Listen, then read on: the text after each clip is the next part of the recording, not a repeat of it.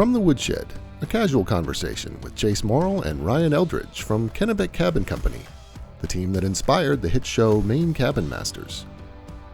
From the Woodshed is brought to you by Nelma, see the stamp, trust the quality. By Hero Media Arts, connecting small business with new customers. And by Hammond Lumber, your building project partner. Now, from the Woodshed Studios at KCC headquarters in Manchester, Maine, it's Chase and Ryan. From the Woodshed, I'm Chase Morrill. With me, as always, Ryan Eldridge. Hi, everybody. Maggie Morrill. Hi. We're here to talk about all things Maine, all things cabins, all things Maine cabins. Our guest today is Steve Lyons, the director from the Maine Office of Tourism. We're going to talk about Maine more. We're going to talk more about Maine. You can find out more about us at KennebecCabinCompany.com, MaineCabinMasters.com, Facebook, Instagram. Check out our YouTube page. Check out our online store for all our great merchandise at shopKennebecCabinCompany.com. We want to thank our sponsors who make this all possible. Nelma, nelma.org, easternwhitepine.org, sprucepinefir.org, Hero Media Arts at heromediaarts.com, and Hammond Lumber Company, the official building materials supplier of Kennebec Cabin Company. Giving us that good old Eastern White Pine. That's right. You did a great shout out today. So I was thinking, we got to get it in there, Yeah. Nelma's good to us, and Nelma represents them, and they, so anytime we can plug them, we can. And today we were doing repack episodes. The best of their top 10 countdown, and there was a fan question about pine, and we made sure it was Eastern White Pine. Eastern White Pine. Yeah. Those are so weird to do. They are. It doesn't make sense when we're doing it, so we're always like, what is this? But everyone says the episodes are great. It all plays out. Yeah. Sounds like we're talking gibberish. Yeah, and Seth, he said we had, 5 hours to get 3 of them done. I'm like, that's a piece of cake. That's 5 hours. But it's hard. It's hard. It's strange. It's really strange. But yeah, so the film crew's been here this week. Coldest week of the year. Coldest week of the year, which is great. Things are progressing nicely on the camps. We're getting more snow almost on a daily basis. We are in the thick of it. I shouldn't say this, but we're doing better than I expected at this part of the round, because it hasn't been that bad yet. We picked the right camps, which is huge. Jedi thinks we're going to get nailed this winter. I heard, that's okay. It's coming. Yeah. That's the way it is. It starts late, and then you're over it. Like, bring on spring, short. It's true. And then we'll be complaining well through April. Yeah, it'll be here a while, but that's okay. But yeah, everything's going good. Woodshed is up and running. Sandwiches are delicious. The Manchester, I think it's Snow Country Riders, maybe? Manchester Country Riders. Manchester Country Riders and Paul Jagier have been grooming that trail every day right here. It's awesome. You can drive your sled right in. Yeah. Sit by the fire. Sit by the fire, sit inside, or sit in a shack and enjoy a nice brewing sandwich. Yeah. And we came up with a great idea today. I saw something, kind of took the idea. We're going to have some snowmobile helmet holders coming up. I just texted that to Tom from the Handrails this morning. He's already got one built. He's like, I'll bring them down tomorrow. But, put one of those each by the Mr. Buddy, heat your helmet up. Yeah. You don't want a cold brain. Yeah, be perfect. Yeah. How's ski racing going? It's cold. You had a race Wednesday at Saddleback. Mm-hmm. Yep. You did very well. I did okay. You did very well. I'm proud of you. She got 23rd out of 37. You Michael Jordan that. That's awesome. So annoying. Yeah, next week's February vacation. Mm-hmm. Yep, it is. We got all sorts of fun stuff planned. Skiing. Ski. Yep. Fletcher's been, I think, did you show the photo? You did, right? The video of the fish they caught to Fletcher. Yeah, Fletcher really wants to get out ice fishing. Yeah, they've been catching some big pike and pickerel out of Covesy. Yeah. Some big bass as well. So he's excited for that. Yeah. Doug the plumber went fishing this week at some of the camps. Yeah. Wearing his sneakers. He walks by, I'm like, does that guy not get cold? He's got sneakers on. He's got these thinnest pants. No hat. Just happy as can be. Yeah. Well, I'm like, Doug, how do your feet not get cold? He's like, oh, I got nice warm wool socks on.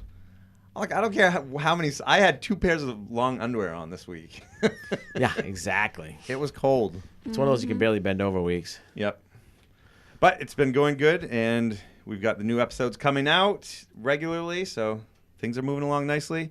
Please keep the questions coming to podcast@mainecabinmasters.com. And for more information, check out our YouTube channel, which is Kennebec Cabin Company. And now, our new favorite segment where we get to meet the homeowners. With us today are Rhett and Caroline Eldridge. My brother and sister-in-law. And this is special. When was the last time we had it in the studio guest? I know, it's nice. Welcome. We feel very special. Thank you. These guys are in my bubble. You know, they're in our bubble. So we decided to invite them in. It's been a long time. Yeah. So the episode aired, and you guys watched it. Yes. It was hard to hear though, because we watched it within our bubble and with other people. But yeah, Well, we watched it with Ryan. we watched they it all- live. Nice. They all came out. They all came out to my house, and So I said it was loud. we watched it, and it was fun. Nice. Yeah. It It was, was really fun. It's kind of Yeah. weird to see yourself on television. yeah. What were your initial thoughts and reactions? I look like an idiot. Welcome to the club. Yeah. She looked good. Welcome but to our world. Yeah. No, my first reaction, the first shot that I saw was on the preview when it showed our first reaction to seeing the camp and how surprised we were, and that was pretty fun to see. Yeah, and this one was different because the camp was entirely removed. Entirely. Completely. I was nervous that it was going to come off. Like we wanted our family to have a new camp, so I was like, oh, this is nasty. But that episode, they truly saw. I mean, you guys saw. Can you believe it was that bad? No. Oh, I was. Well, I can believe it was that bad because it smelled that bad. It was. I would always just say, have another beer and then you'll be fine. And sleep good. But. I mean, I remember it through the process, but I look back, I was like, it was bad. Like when they I didn't see the sink when Jed. I must have been working down in the basement. Like they pulled that sink up and there was 2 feet up. Oh, that was. a squirrel nest Yeah. and stuff. No, that bathroom, I was pulling that apart and like The acorn shavings. the and mouse stuff. poop, like how black it was. Well, and up above in the bathroom. No, yeah. it was gross. There was literally 2x4s that were black from mouse excrement. Yeah. Wow. But the funniest thing is it was probably one of the smallest ones we've done in a while, but it had just about everything wrong you could imagine. I mean, it had the ants. It had dry rot. It had regular rot. It had mice. I mean, we found some mice, living in it. The old nasty insulation, sheetrock, paneling. I think Everything. You had to tear it down. You didn't have a choice, Yeah. really. I think the one thing that like saved us from staying there was that they would just put another layer of stuff on sheetrock, then a layer of paneling, and something else, and like those critters were way in there. Band-Aid, right? I really liked that when Corey was crushing it, like you could see the dust from the dry rot. Like it was just so apparent. Like, and he crushed that in like an hour. It was just like, oh my god. I mean, we did some damage when we were in there. Oh yeah. Had we known. Yeah, right. You wasted a lot of time, right? Yeah, I mean, we wasted a whole day. Yeah, Sitting a so whole yeah. day with a lot of people. Yeah. A lot of people in that small place. Yeah. A big crew you had there. And that Corbin day. was there working. Corbin was there. He came home that night and Tried- said he wasn't allowed to say Yeah, so- anything to me. Well, that's just it. How did that? I mean, did you know what was going on? Did you cheat? Did you peek? You know, yeah. So she kept wanting to go by. She'd be like, Oh, it let's, comes- let's just go by. I'm Yeah. like, I can't. I was It joking. Just for fun. Just for fun. Yeah. But I mean, with Ryan and Corbin, working there, it must have been really hard not to. Well, and even also just pick up on some Their, stuff. their mother lives across the street. Yeah. So we weren't allowed to go to her house for. Which wasn't that bad. you can thank me. Sorry, Paul. Just kidding, Sorry, Mom. Mom. Now, like I'm 3 still the favorite. 3 months. Well, it was from like July to November. Yeah, because Yeah. well, that's another thing we say. Like the process, the build wasn't long, but the process with the subs, Harry got in there and cut the trees down, and that was an ordeal. And then as soon as Corey got in there, like he was, it was just such a small spot that it took them a long time. But Corey, yeah, Giro, and parking. Fowler's the construction excavation did an unreal job, but they could physically only go so fast. Oh yeah, and the traffic control there. I mean, So people close are to the crazy. road. Yeah. Was it anything like? What did you like? I know you have a picture in your mind of like what you think it's gonna look like. Was it anything like that? Well, No, it was way more than I ever expected, especially with all those windows. I mean, Well, it was. You The could whole- you could thank our co-host for that. Yeah. Oh yeah, those windows are the woman. amazing. I wish I knew her name. Yeah, so the lady called Chase this summer and like gave us those free of charge. So whoever that is, we can't remember your name. We are eternally indebted to you and grateful. Oh my gosh. We are too. Yeah, that's the first thing everybody says. Like when we show them pictures and they see the inside, the view is just unreal. Yeah. Yeah, the floor to ceiling. It's hard to think it was the same place. It really looks like you're standing on Like the on the lake water, when yeah. you're in the camp. It's pretty cool. I think the fact that the first thing I got out of it was like the whole complete package, right? We knew you guys can do something with the camp, but the fact that the retaining wall, I mean, it was just like, it was everything. And just that alone, like before you'd stay there and it was kind of nervous. Like, you know, people drive like crazy people there and they're fast. And now it's like you have that nice retaining wall, the parking. It seems like when you're in the camp, you're really far away from the road and it's quiet. And again, you're on top of the water. Separate Really nice from setup. it. Yeah. You know, you can thank me, and we got very, very lucky because I had to. I need to. He's never gonna let you I live need that to one down. clarify a couple things. This post online with somebody's like, "Oh, it was so nice of Ryan and Ashley to put in their $20,000 of their own money." Well, case in point, we do have to pay that back.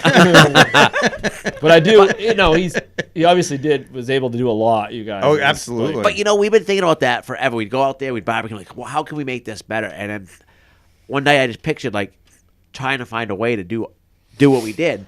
But I was talking to Chase before Ready Rock got involved, and I thought we were going to do it with stuff you get from like Gagny's little landscaping blocks, and it could which can be done. but it would. I mean, we would have lost so much room. Yes, it never would have been like that. And I don't know if it was a gift from somebody, but we were doing a camp right down the road, and Wayne and Tyler from Ready Rock and Hanley Concrete just showed up and like, you know, we love Started it. talking to you. Yeah. They're like they're like, we love what you do. You know, we'd love to work with you sometimes. I remember looking at Chase. We were at the costing camp. I'm like, I'll be right back. I'm like, come with me. And You like, guys had I was the so idea. nervous driving down. I was like, oh my god, this. And I talked to them. I was like, you know, this would be perfect. It's my family camp. Like, you can send people here. We will talk to people. I pretty much gave our soul to them. But it was like, you can send boats by. You can put a sign out for 5 years. Oh, like, yeah. Well, it was really I We'll like do to be commercials. It was really cool to see the process too, to see you go and be able to actually mold some. You of with those your hard blocks hat and- on? I'm seeing that. Look smart. They let me drive that $250,000 That bucket front load, end loader? and it's right Yeah. up on a. So what you don't know is that's on a huge cliff, and it's like, I didn't want to be like, I don't know how to drive one of those. I'm like, yeah, I've driven one of those before. So, Give me the damn keys. I'll show you how to run this shit. the guys whose machine it was just like, yeah, okay, glad you're done. Oh, yeah. They got a good laugh out of it. Yeah. Up at the company too. Oh, they did. Where are they at? Sangerville? Sangerville, yeah. And Hanley Concrete was originally out of Farmington, and now they're up in Sangerville as well. And then they just purchased the plant down in Monmouth. Yeah. Yeah, it's nice having those local businesses. They did a lot. And Fowler's, I mean, For sure. Corey's amazing with that excavator. Yeah, Corey's done a lot of our earthwork, for a long time, and it was unbelievable. Yeah. I gave him a nice review this morning on their Facebook page. Good Nice. job. Have you given us one yet? I did on television. I don't think you need it. Not that they do, but. What so a lot of people talking online, like literally, we ran out of money. Like the inside has not been finished, but this winter we've been working on the plump. We've had Doug over there. You and I have done some electrical. I did my first mast. Corbin, yeah. Yeah. I got to the point though. I called in Louis now. Okay, I got it. Oh, wait, my wife's really? my wife's got a snide comment. What'd I Let's do? hear it. I have been promised that the camp will be done before I can lay out in the sun. Oh, yeah, we Oh, can talk. definitely. No, wait. Frig that. I'm like in a month. I want to be able to lay out ice in the fish sun. with the heat on. Oh, and- that's not going to happen. We're making good progress. I'm We under got his until schedule. May. That's just, He's Memo- on my schedule, right? Memorial Day is the first day of summer. I'm outnumbered. This is lame. Yeah, it'll be ready I'll for just it. pay the It'll be bills. ready for it. Small price to pay for a beautiful camp. I just fork out It's the money. true. It's true. It's a small price for many years of. Oh my God, it's enjoyment. amazing. Oh yeah. Yeah. I can't wait yeah. to have people out there, and once this COVID gets over, It'll be a whole new summer. yeah, it's gonna be awesome. Was it worth the wait? Because I know everyone gave me, like, why haven't you done your family camp? Why haven't you got your brother's camp on there? And it was like, Oh yeah, mean, it I was- bug him every year. Like, Yeah. I never got in touch with you though, did I? No. I didn't well, take- We I didn't- talked about it. talked We've about talked it. about it over the years. but you did exactly. Planning was the hardest Yeah. part. Oh, and that's yeah. get the planning taken care of, and it can happen. But I think that's the moral of the story is if you put in the planning, you can make something happen. It's not necessarily what you have in mind, but, Yeah. Or it's more than you had in mind. Or it's more than you had in mind. But I mean, yeah, way more. Yeah. I mean, Keep an open mind and do your homework. Yeah. between getting this place going, which is in Manchester, and that camp, which is in Manchester. I mean, I was in a Zoom meeting with the town every other week for almost a year, and Yeah. Oh my we learned a gosh. lot. There was And you had some interesting experiences in those Zoom meetings, very, right? oh yeah, very interesting, very interesting. And Yeah. I learned so much in that process, and I learned about like DOT permits that. This stuff you like. Why doesn't anyone? How come you don't know about this? But you there's a lot to You got to it. go through the process and learn about it. So For sure. I feel like we're covering everything now. I mean, there's got to be more stuff we don't know. What is about. that? Wait, There's wait. tons we wait, don't wait. know. Are you There's tons saying we you're don't going know. on the record? You guys are by the book now? Oh, we're on. Whoa. We're by Thanks the for book. joining us. It's been Yeah, good talking to you. No, well, they don't teach you everything. Oh, look at the time. You know, like Have another drink. Yeah. they don't teach you everything. You got to learn through mistakes. Oh, and like, trial by error. And being on TV, like I say, the first year we got away with everything. Second year the show got popular, and then we got we had to fix what we did wrong. But I mean, all the right people will come and tell you what to do. It's nothing's done maliciously. Right. You guys work together. Absolutely. But with like the DOT thing, I didn't know like if they own 33 feet from the road, and like that's almost into that whole parking structure. So we had to send them the plans, have their lawyer had to write off on it. Oh, like, wow, I didn't realize a bunch of all of paperwork that. involved. Like, Good And thing it's you just- have connections at DOT. no, that was just. Mikey. You think we would, but we don't really. Yeah. Well, we're hoping Mikey we- What likes you it said himself. we did. We do. We love the DOT. Mikey likes to say Maine that. Department of that's right. Transportation. Yeah. Well, excellent. Thank you for joining us. That was painless, right? That was Yeah. painless. Cool. It was funny. We were just walking in, and this lady with mask plates on. I was talking to her on the phone, and she's looking at me, and I hold the phone like this. I'm like, yeah, what? Can I help you? She's like, I just drove by your camp. I love it. I'm like, oh, creeper. Uh-oh. You can get a real good look at our camp. Yeah, it's pretty hard to miss. It is. Yeah. We'll have a lot of new friends stopping by this year. That's okay. Sure thing. Yeah. Thank you guys. We were. Yeah, I mean, thank you. we were blown away. It's awesome. Absolutely. We're very lucky, and Very grateful. can't wait to throw a big party with you guys. So you guys heard it here. Memorial Day weekend, it will be completed. Except for there's no parking, so get there early. Or not much parking. That's right. More than there was. Well, thank you guys. Yeah. Yeah, thanks cool. for having us. We're gonna go down to the Woodshed. Nice. There you go. Yeah.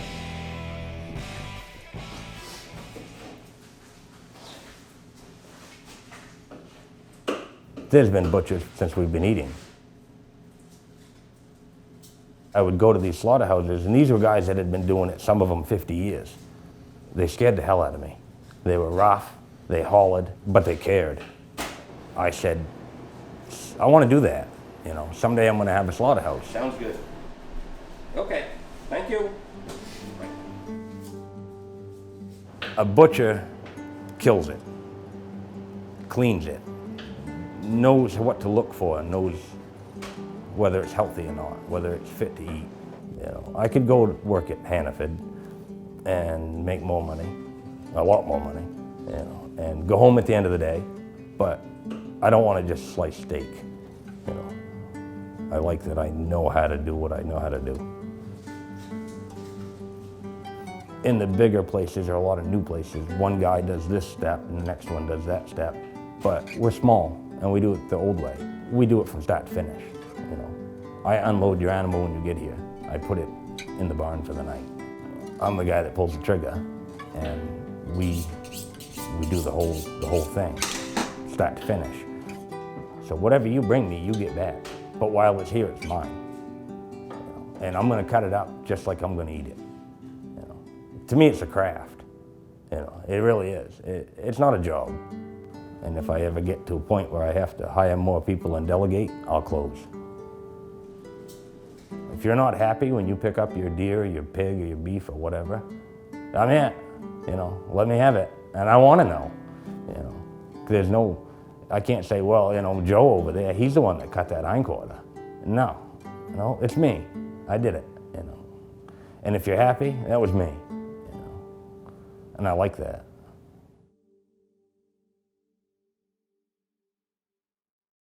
Another great video by Hero Media. And if you want to see any more, check out our YouTube channel, KennebecCabinCompany.com.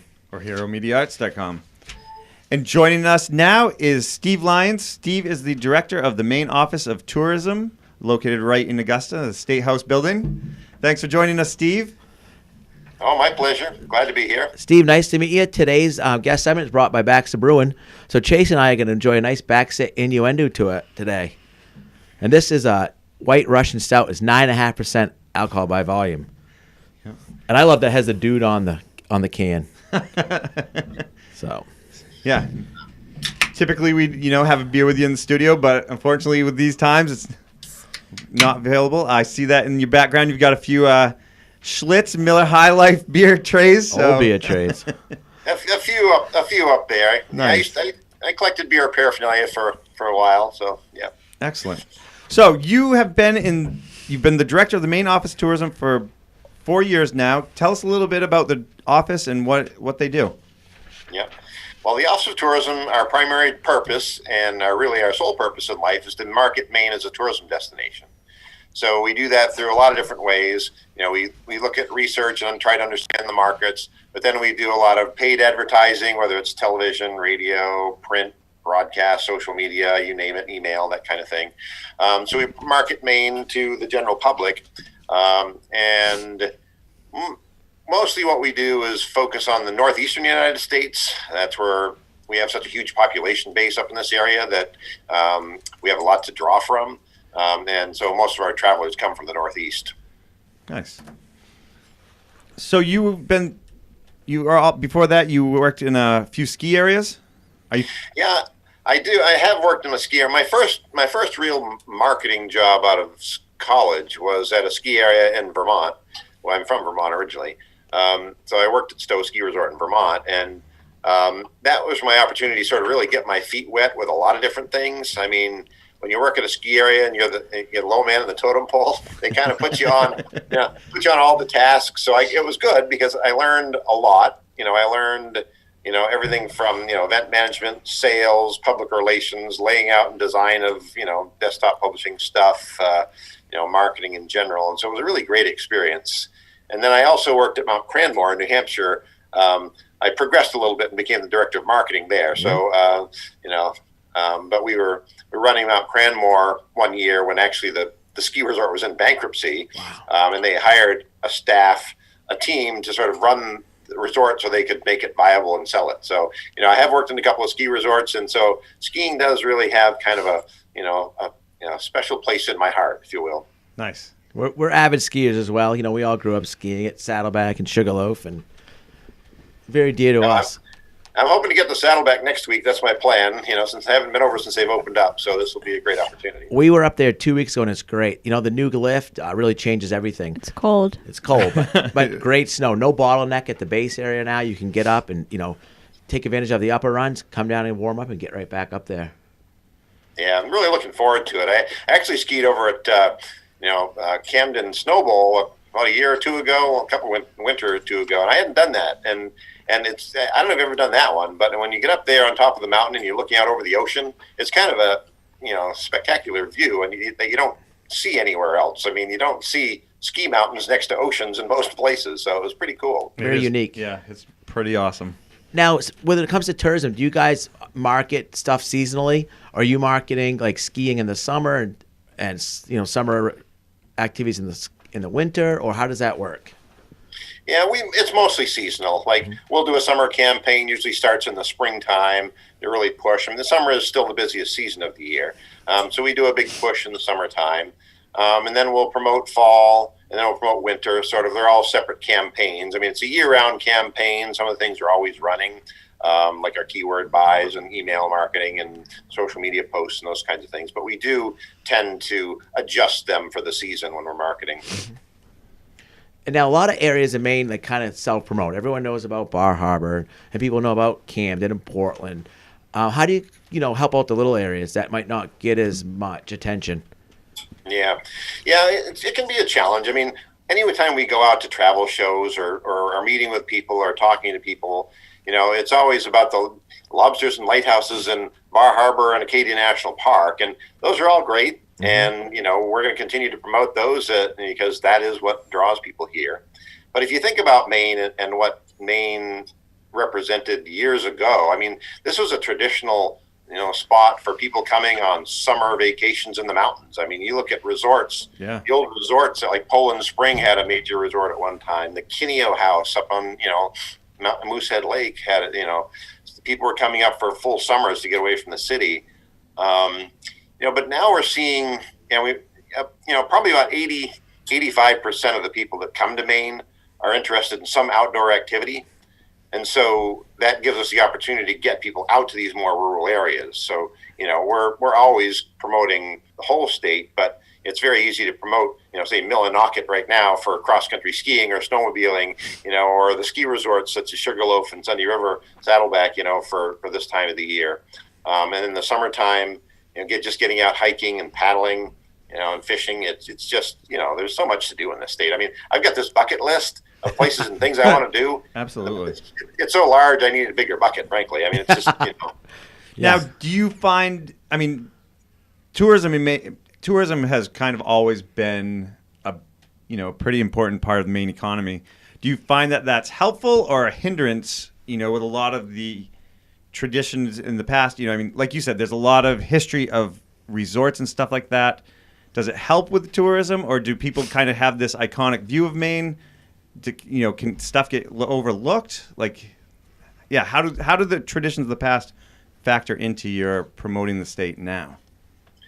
Well, when we promote the state, we look at what we call it a lifestyle brand is what it is. It's a way of life. We look at the core personal values of the individuals that we're targeting. What makes you make the decision you make. That's a lot of makes. When you're thinking about where to go. And there's a lot of tradition there.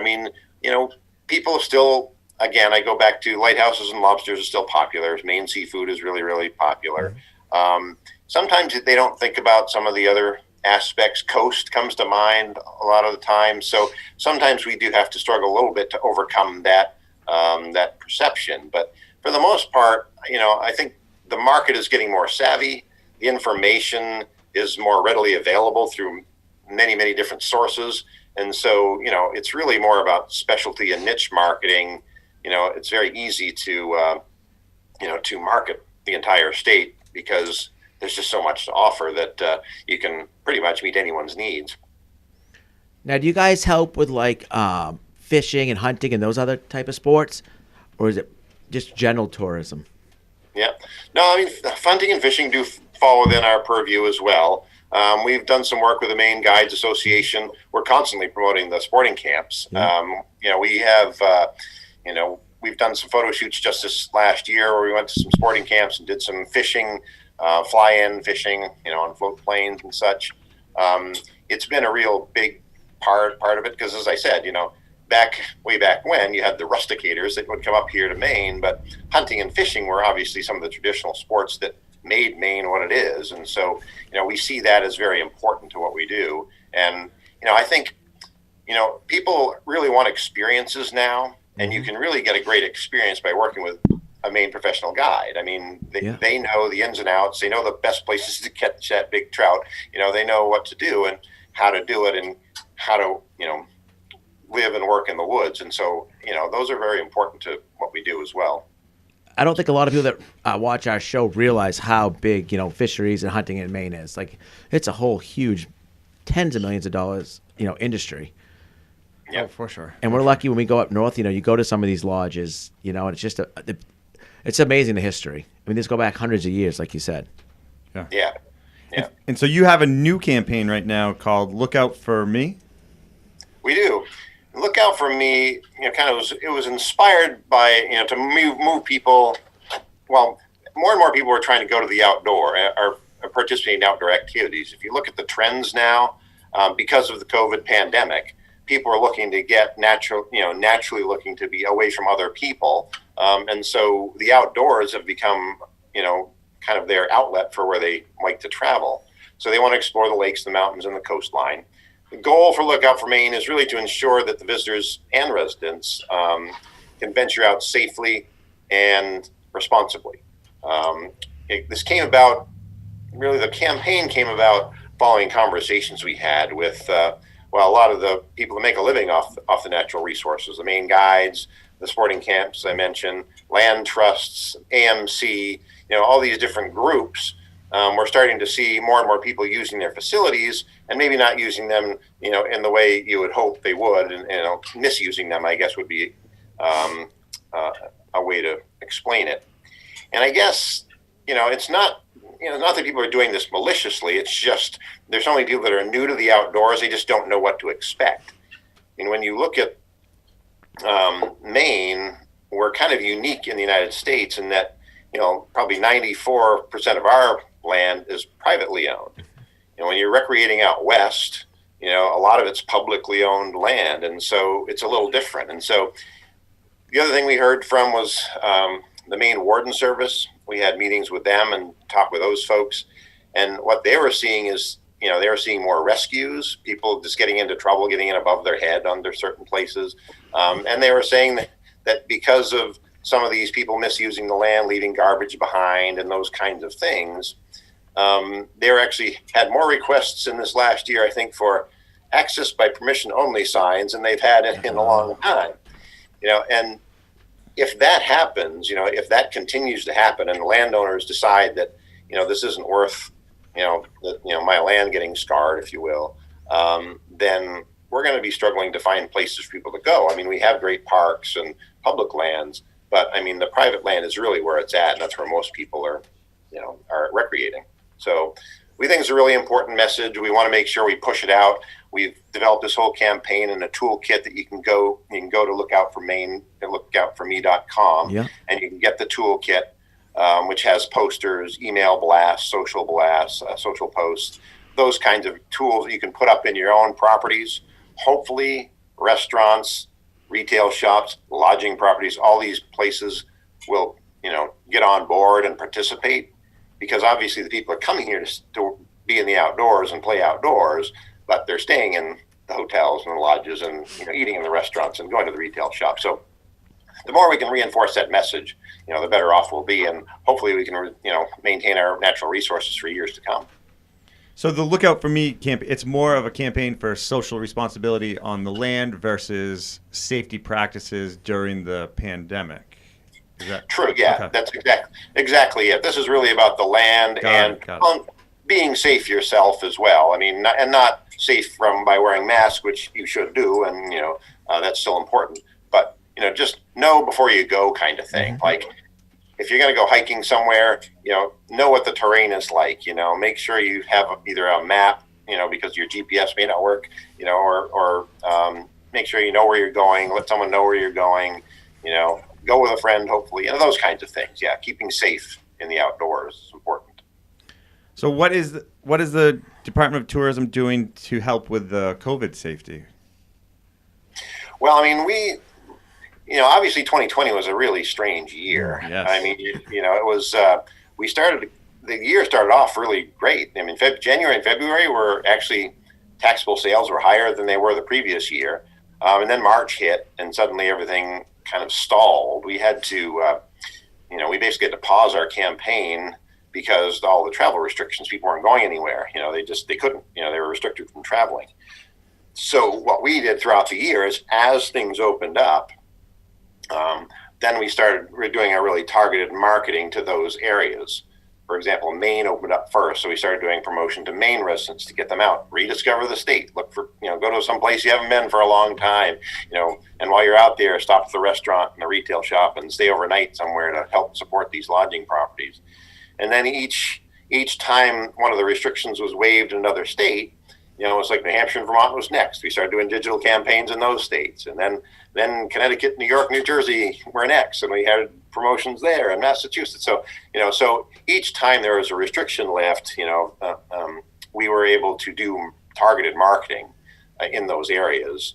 And it was really focused on digital campaigns because you can really start and stop digital campaigns and be very targeted with what you do with that stuff. So, so we've been doing that all along until about December, when things really kind of went south and the conditions got, the number of cases increased substantially, exponentially, and we paused our campaign again. But we did at least out of state, we did maintain an in-state campaign. We do have a plan for a summer camp. Well, we're working on a plan for the summer right now. We're not finished yet. There's still a lot of variables we're looking at, but we do have a plan to have a full-blown campaign as soon as people are able to travel again. Yeah, we could tell you firsthand that Maine is so popular right now, and I think through this whole pandemic, people are realizing how great we have it here. Our emails are filled with people asking us, where to stay, where can we buy property. My friends that are in real estate and development they're selling out of everything, and it's going to be something that, it'll be a positive thing, but we're going to have to deal with this after this is over. Maine is growing, Maine is popular. I mean, Maine was popular before this, and this is just making more people see, how great the state is. So there's a lot of work to be done, moving forward. But as of right now, the state is open and ready for tourists from any state. Is that true? Well, anyone can travel to Maine, but there are restrictions. You still have quarantine restrictions and the testing restriction in place, except for Vermont and New Hampshire. Vermont and New Hampshire can travel, come and go. Except they don't have for to Vermont test. and New Hampshire. Oh, okay. Yeah, they don't have to test. They don't have to quarantine. Anyone else can come to the state, but you have to follow the guidelines set forth in the governor's executive order from a few months back, where you have to test have a negative test 72 hours before you arrive, or you have to quarantine while you're here. Well, you have to quarantine either for the length of your stay or 10 days, whichever comes first. But yeah, I mean that's still in place, and certainly the governor's office and the CDC are looking at that and watching it. They're very aware of how important tourism is to the state, and they want to help these businesses get back up and running again. But they also have to be careful of, be cognizant of the health and safety factors out there. Sure, absolutely. So when things do get back to normal, tell us 3 places that might be off the beaten path that you might recommend to people. Well, gosh, there's so many. Like I said, this goes back to my bucket list, which is too long to name. But I kind of like being out in the woods myself a little bit, or being in the less populated areas. I think Monhegan Island is a really interesting location. I've only done a day trip out there. One of these days I want to do an overnight, but I've hiked pretty much most of the trails around that entire island, and it's just gorgeous out there. I've always, felt that sort of the Grand Lake stream area, it didn't really get as much recognition as some of the other areas in the state. I mean, there's so many sporting camps up there and so many lakes. You could go for days on the lakes up there, paddling or hiking or whatever. I mean, it's truly world-class fishing up there too. Yeah, world-class fishing, and it's just it's one of those areas that you just don't hear it mentioned that as often. I haven't told Chase this, but a friend of mine just bought a lodge up there, so we might be going up there sometime. Yeah, an old fly fishing lodge he's trying to bring back. Cool. Yeah, well, that's great. And of course, I like going to Aroostook County too. I mean, just because it's a lot more laid back. People are just really down home and personable. I really enjoy going up there. We've been to a sporting camp up in Aroostook County 3 times that we like to go back to, and it's just one of those areas that I think sort of is not on a lot of people's radar, but I think it should be, because I just think there's a lot going for it up there, and the culture and and the outdoor activities up there. But I mean, I could do this all day long about places off the beaten path in Maine. It's great, I think you truly need about 3 weeks if you want to see a little piece of each of Maine. You got to do the coast, you got to go to the lakes. I mean, you want to go to the county, the mountains, and then you've really got to go you hit the Allagash at the end, you've done it all. Yeah. Yeah, well, the other one, Katahdin Woods and Waters, is another place that I haven't had an opportunity to visit yet. And, there's a lot going on up there. The Butler Conservation Fund has been doing a lot of work in that area, putting in trails. And they've got the Penobscot River trails that are up there that you can cross-country ski, you can bike, you can snowshoe, a lot of other things. They have a lodge and such. And that area is growing. And the Butler Foundation also is doing work over in Washington County, where they have a lot of plots of land that they've opened up for public use. And so they're doing a lot in the state. I mean, there are a lot of other places and a lot of other people doing the same thing, but it's just, they put some resources in and really developed some interesting and put together some really good infrastructure in place for like visitor centers and those kinds of things. Nice. Now, does the Office of Tourism do any type of surveying about the tourists coming to the state, about demographics like age or anything like that? Yeah, we do. We have an annual research study that we do. We call it our visitor profiling study. So every single year we're doing a visitor profiling study to see where people are coming from, why did they come, what are they doing when they're here, how much did they spend, all those activities, what type of activities did they participate in while they were here, what parts of the state did they visit, all of that we look at on an annual basis, on a regular basis, it helps us just plan. I mean, it's, of you course. need to know what your people are, what your customers are interested in and where they're going and what types of things you can help promote. So yeah, we're doing that on a regular basis. And have you seen many changes over the years? Or, I mean, like you said, it seems like more and more people are trying to get out and experience outdoors, which would kind of lead to a younger demographic, more adventurous, but then there's also, the standard Leaf peepers and people coming in with their campers. Yeah. I mean, have you seen any trends one way or another? Well, it's what's interesting nowadays is when you look at tourism research, that it seems to be a little less about age and more about what your interests are. I mean, more and more people are living longer and are healthier, and so what we have seen just this kind of past year because of COVID-19 was that there was a lot more growth, percentage increases in sales, not sales, but in visitation in the more rural counties of the state. So if you go to someplace like Piscataquis County, I mean, they're seeing double-digit growth from what they, visitation from what they'd normally seen. And places like Portland and sort of Hancock County, Bar Harbor were either flat or down, in visitation. So we saw that pretty evidently this year. And that's not to say that there are more people going to Piscataquis County than they go to Bar Harbor. It's just a lot percentage was just if Bar Harbor, if Piscataquis County had 10,000 people going there and they had a 23% increase, and Bar Harbor had 3 million people going there and they had a 5% increase. But I mean, we did see larger increases in growth in those more rural counties: Piscataquis, Franklin, Oxford. That's great news. Yeah, that's really great news. Yeah, it's just people are just going out and trying to get out into the wilderness. And do you guys do any focus overseas on trying to draw people to the state? Well, we did. Right. We work with a group called Discover New England for international marketing. And that's 5 of the 6 New England states have gotten together in sort of a marketing consortium, if you will. And we promote primarily to the UK and Germany. We do some other promotion in France and Italy and some small stuff here and there, maybe China and Japan. But for the most part, it's the UK and Germany, historically. And we've focused primarily on what they call the travel trade, and that's working with tour operators who plan trips for people to come here. So that's kind of been where our focus has been internationally. Now this year, the last year, right, with our borders being closed, the Discover New England is trying to sort of readjust what we are thinking, and maybe we should be looking more at, I'd say look more at Canada too, but their borders are also closed. So or maybe distant domestic market, but that's we have to be kind of nimble these days, and you're doing a lot on the fly these days because there's just so many. Absolutely. Got to adapt. Yeah. We have a few fan questions for you that Maggie will read off. Okay. This one is from Missy Legel. Is it possible to see the best of Maine while also visiting lighthouses?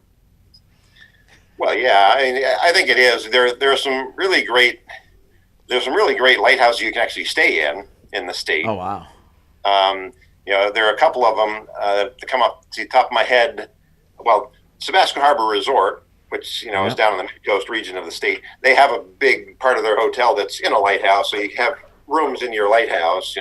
But there are a couple of actual lighthouses you can stay in as well. There's a place called the Burnt Coat Harbor Light, I believe it's called. It's on Swans Island, which is just off Mount Desert Island. You can rent that for like $1,200 a week. You can rent the keeper's apartment in that place. It has like 2 bedrooms, a little kitchenette, cool. And that would be fun. and you can actually stay there at the lighthouse. Keep the light burning. Well, our Yeah. viewers really want us to redo a lighthouse. So if you ever find one, you got to reach out to us. If you find a lighthouse in need, you got to call us. Well, I mean, who you want to call is is the American Lighthouse Foundation, which is based here in Maine. Oh. And Bob Trapani is the guy's name. So if you call Bob, he Right, can we're probably learning tell you. stuff every day. I'm writing Bob down right now. Bob Trapani. So if you call Bob, he can probably tell you if there are lighthouses that are available. Perfect. But getting back to lighthouses, there's also another one that I've been wanting to go to up in Cutler. It's a little river lighthouse, and it's on a little island, up in Cutler Harbor. And they have, I think, 3 rooms in that lighthouse that you can rent, and I think they're anywhere from $150 to $225 a night, so it's not that expensive.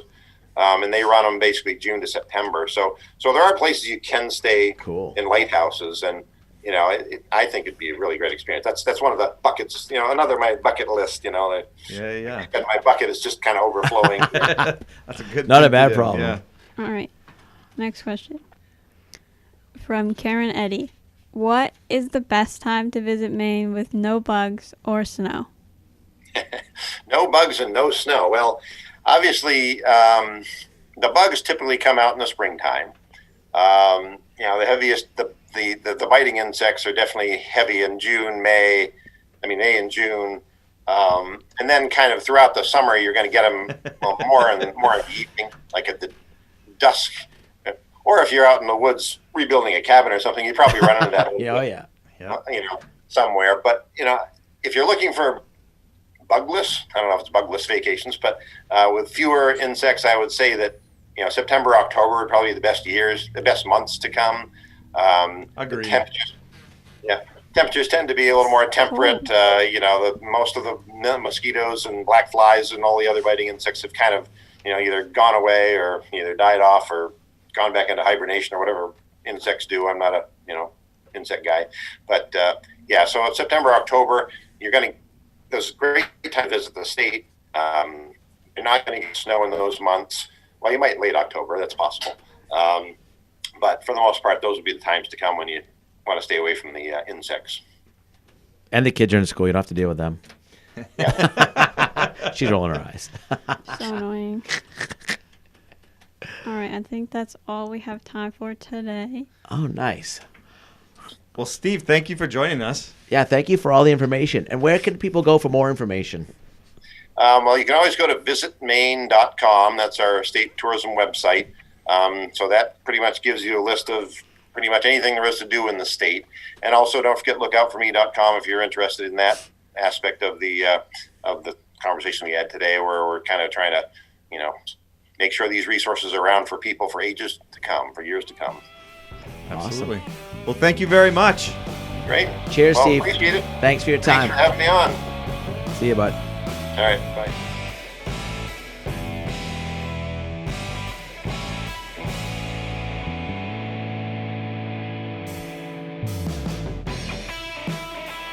Project Pointers is brought to you by Dervent. Submit a short 20-second video to podcast@mainecabinmasters.com with your name, location, show us your project, ask us the questions, as much detail as you can, and we will review it and try and answer your question. And we were really hoping for more videos. So come on, guys. You got to have some questions for us. You might have a window that leaks, a door that doesn't work. Maybe you want put an addition out here. Send us some videos. This is your chance. This is your chance. And today's question is brought to you by not Dervent. What? What's his name? Oh, it's from Chuck Basuto. All right. So Chuck sent us a video. I gotta read a few things about. Can I play it while? First. Yeah. I'm just gonna read it, then you play it, okay? Well, then we're just gonna sit here in the quiet. Yep. So Chuck's video did not have any audio on it, so we're working through that. All right. So Chuck is from Rochester Hills, Michigan.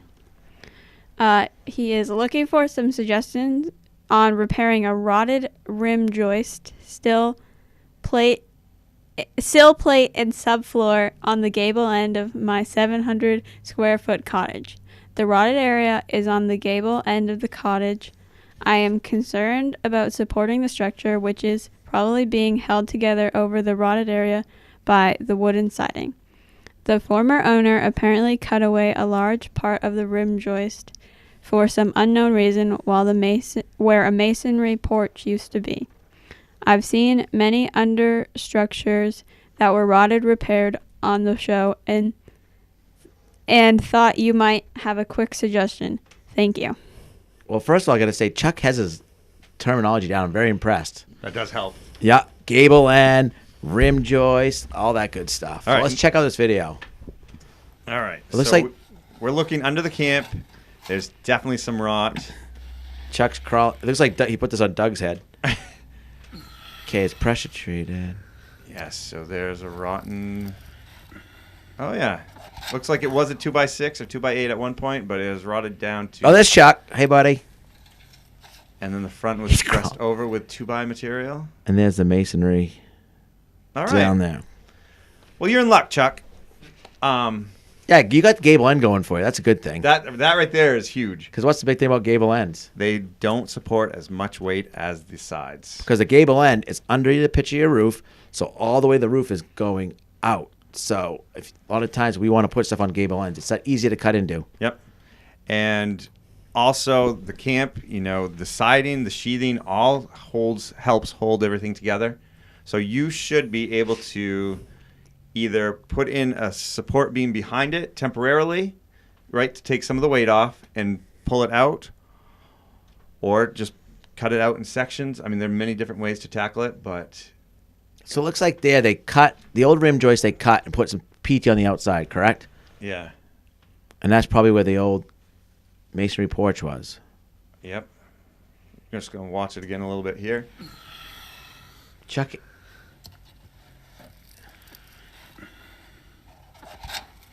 And it's a single rim joist, so therefore, if you've got even a 2x4 wall sitting down on it, you know that's going to overlap a good, even if it's 2 inches, you got a good 1.5 inch overlap that will still be supported.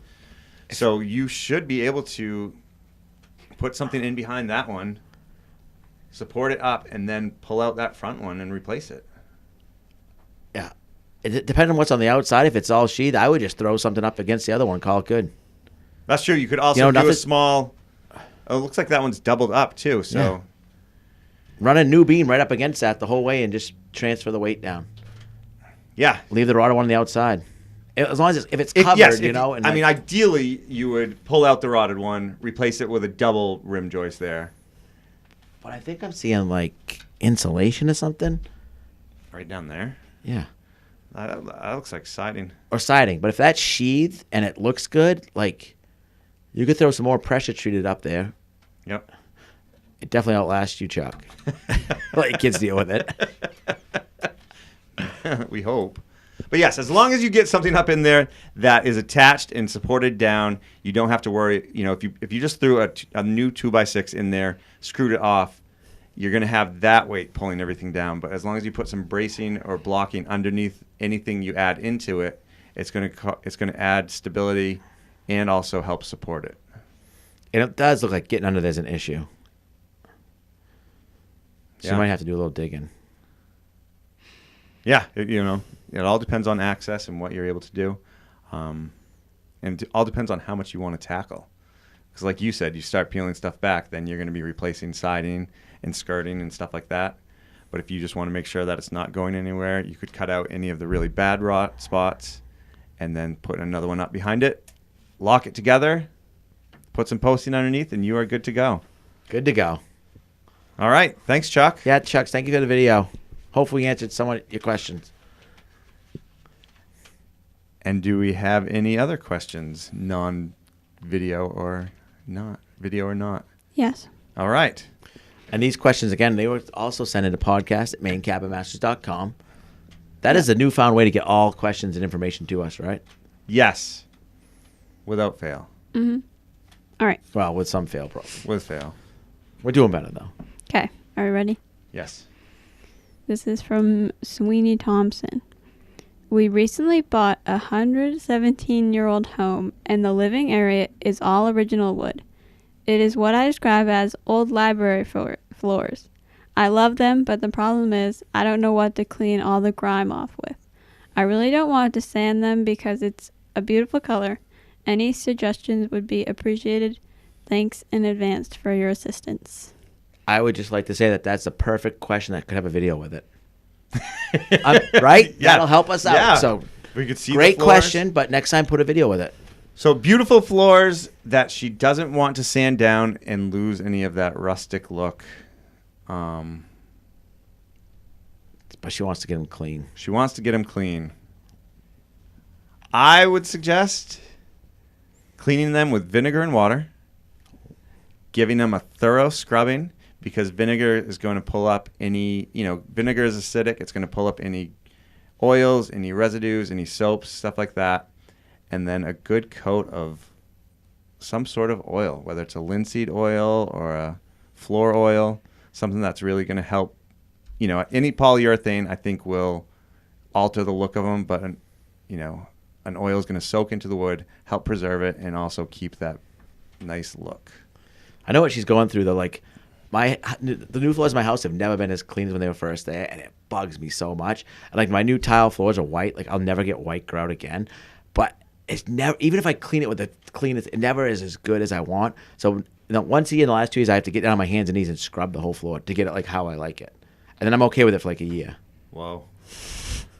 You're crazy. But I understand. Like, I get it. So, yeah. If you want that nice floor, you got to put the work in. Yes, it all depends on the look you're going. If you want that beautiful gloss shine, sanding polyurethane is going to be your best bet. But if you like the character and you want to preserve it, almost like this table. If this table, the table we have in the woodshed, it was an old door, it's pine.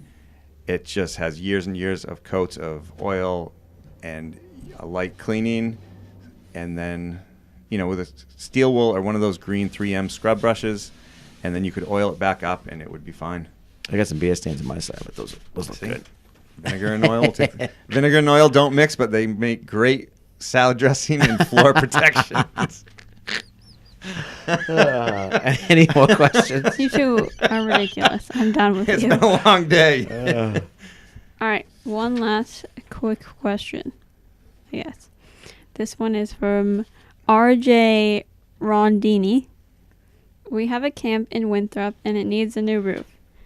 It is a 3-season camp with insulation in the walls and roof, but not underneath. Would it be a bad idea to put a metal roof on it, as I have heard you talk about problems with humidity buildup? Would spray foam insulation under the cabin help? It's a very good question.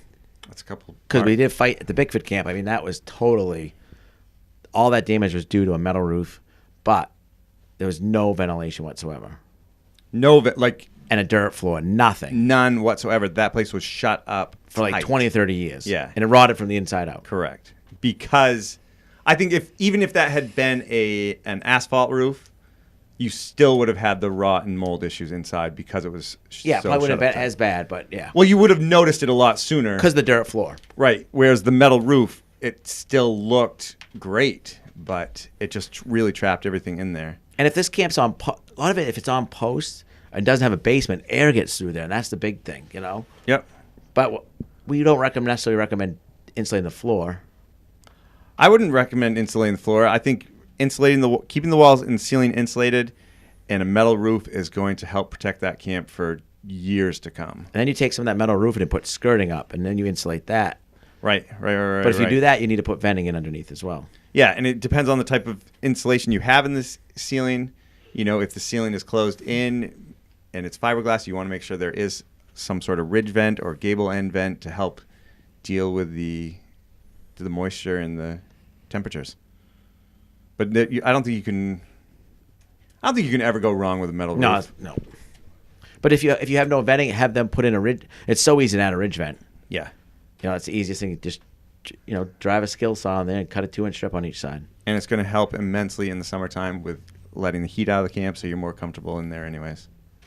But I'm glad he saw that episode. He learned from that. That's good. Yeah. Yeah, we're constantly learning from every camp we do. Yeah, good questions. Yeah, thank you for the questions. That was fantastic.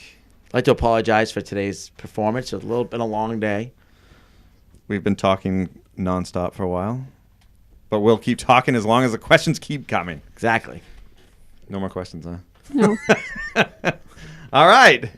I guess it is time to show off what's new in the Kennebec Cabin Company. Helene Farrar is an encaustic art artist.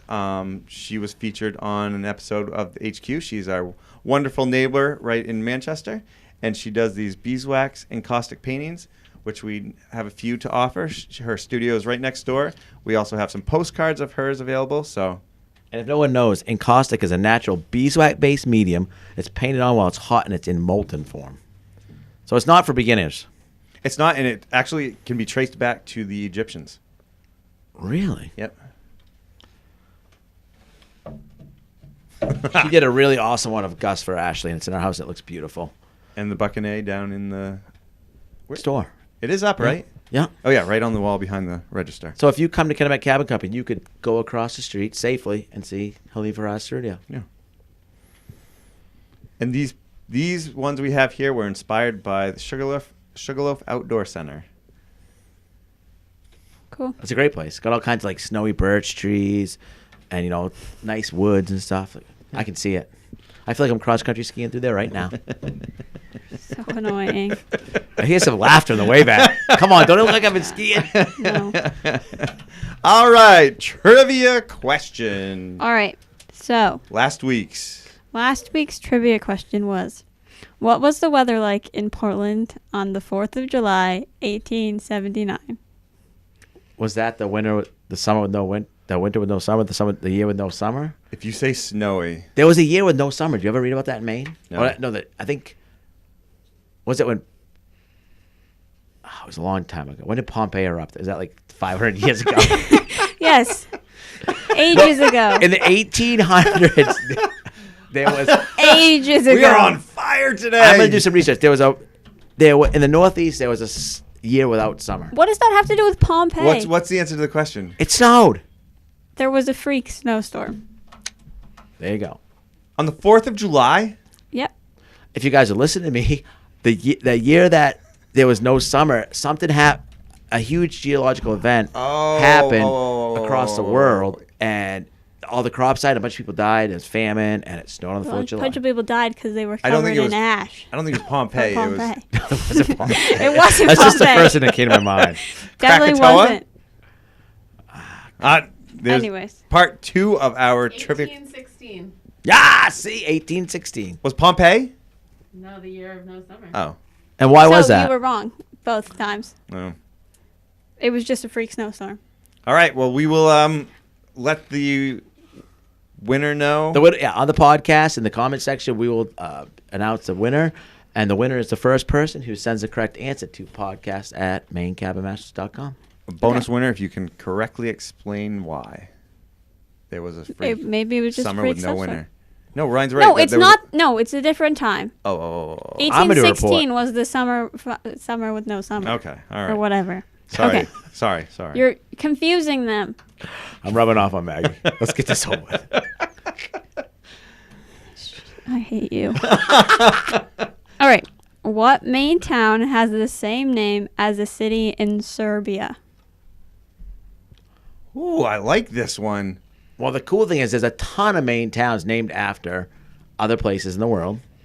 And mostly it's people coming from overseas.